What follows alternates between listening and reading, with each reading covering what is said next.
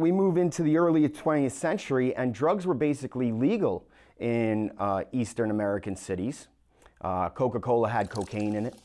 And if you go back and look at cough syrup from the time, common ingredients were morphine, cannabis, chloroform, and of course alcohol. And these ingredients were not in small quantities. And you could just buy this over the counter. You could buy morphine over the counter. You could buy cocaine over the counter. Drugs were basically legal at the time in eastern cities. We move into the era of Prohibition, the early 1900s. And Prohibition, actually, interestingly, was also political in a way. Women were looking for the right to vote at the same time that they were having this Prohibition movement. And these two things combined for women, and women really led the charge for Prohibition in the United States. And eventually, when they got the right to vote, their interest in Prohibition waned. In order to enact alcohol prohibition in the United States, it was necessary to pass a constitutional amendment. And the constitutional amendment banned the sale and consumption of alcohol.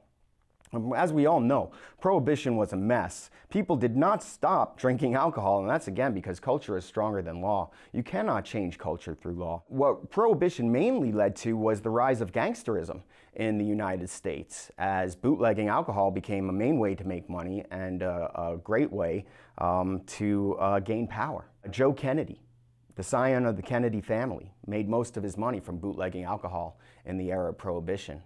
And of course, then his family was able to become an elite power in the United States.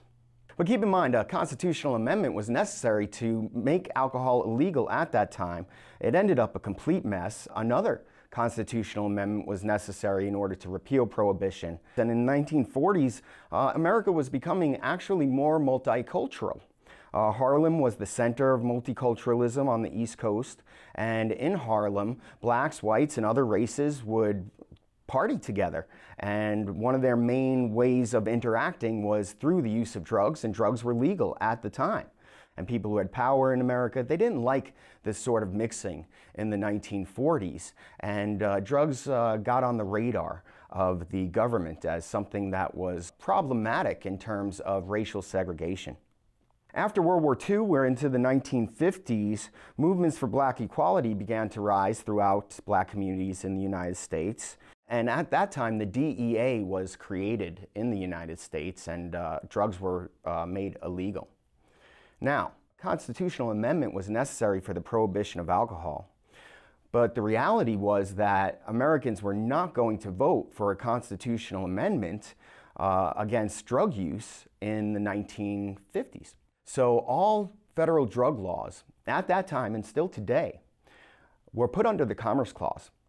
The Commerce Clause is a small little clause in the Constitution that was meant to keep states from putting tariffs on their textiles as they traded them to other states.